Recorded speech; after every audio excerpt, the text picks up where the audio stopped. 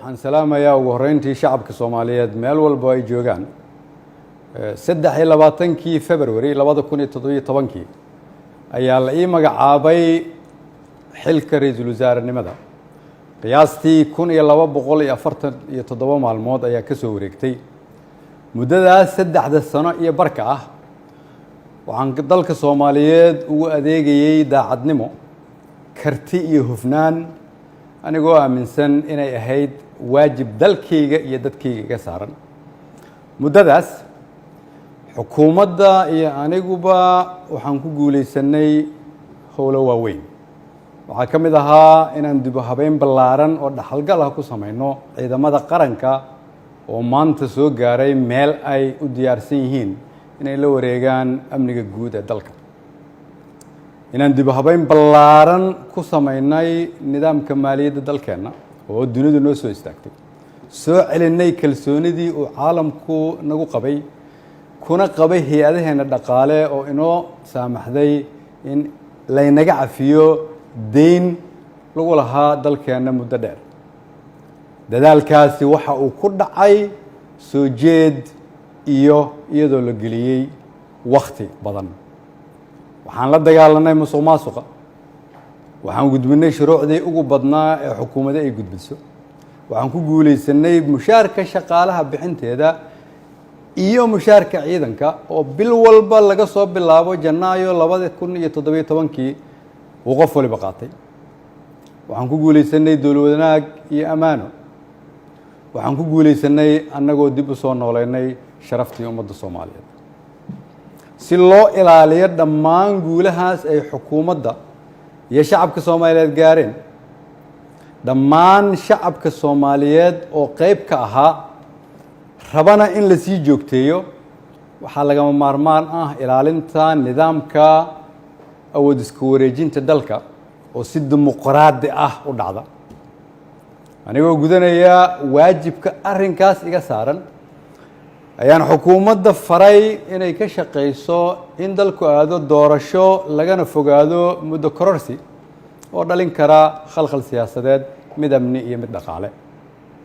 waxaan ka shaqeynay isu keenidda dowlad goboleedyada iyo dowladda federaalka isugu keenay magaalada Dhuusamareeb si go'aan loo dhan yahay looga gaaro doorashada hadda dalka ku soo fool leh waxaan isku raacnay in la isku soo laabto 15 Agoosto si loo dhammaystiro geedi socodka doorashooyinka dalka inkasta oo kulamadii Dhuusamareeb horumar fiican laga sameeyay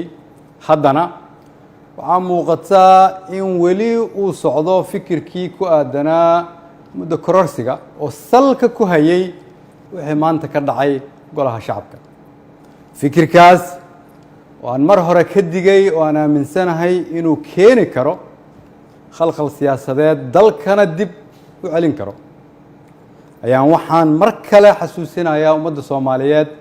in dalka 4 sano mar ay doorasho ka dhacdo iyadoo xukunkii ay qoro isu dhiib inay tahay dhaqan sax ah oo dalkan lagu bartay ayna tahay kulligeen inaan ilaalino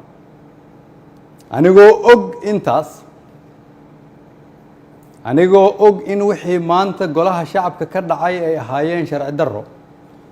aan loo marin habraacii saxda ahaa ee xilka qaadis xukuumadeed anigoo og inaanay ku jirin ajandaha anigoo og inaan laga doodin anigoo og inaan loo codayn anigoo og inaanay waafaqsanayn dastuurka iyo shuruucda dalka haddana waxaan go'aansaday inaan anigu ummadda Soomaaliyeed u noqdo tusaale oo aan iska casilo xilka aan ummadda Soomaaliyeed u hayay anigoo dhowraya midnimada dalka iyo inaan dib loogu laaban burbur iyo dhibaato si aan ugu tiro shacabka Soomaaliyeed qaybna aanan uga noqon khalkhal iyo dib u dhac siyaasadeed oo dalka ku dhaca mid dhaqaale iyo mid amni mid bulsho ayaan sida ummadda Soomaaliyeed ugu baratay waxaan u noqonayaa tusaale inaanan marna halkan xukun u joogin laakiin aan u joogay inaan shacabka Soomaaliyeed u adeego waxaan u mahad celinayaa madaxweynaha oo fursad ii siiyay inaan shacabkayga u adeego golahaygii wasiirada oo igu garab istaagay inaan dalkan samata bixino shacabka Soomaaliyeed oo hiil iyo hooba ila garab taagnaa iina ogolaaday inaan soo hor istaago oo aan u shaqeeyo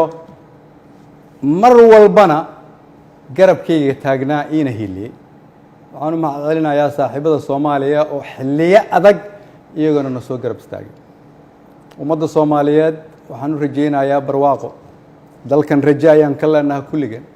dalka ayaa kulligeen inaga weyn cid waliba waa inay aqbashaa in dalka loo turo maanta waa maalinteydii aniga ayaa u turay dalka shacabka Soomaaliyeed meel walba ay joogaan